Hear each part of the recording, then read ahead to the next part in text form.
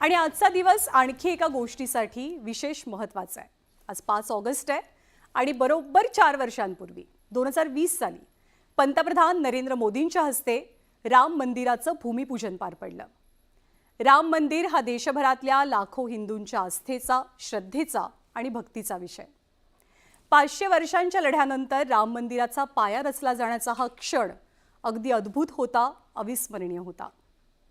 पायाभरणी झाल्यानंतर 4 वर्षांनी 22 जानेवारीला अयोध्यापती प्रभू श्रीराम त्यांच्या मंदिरात विराजमान झाले।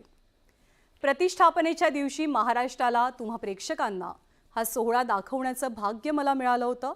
अयोध्येमध्ये हजर राहता आलं होतं।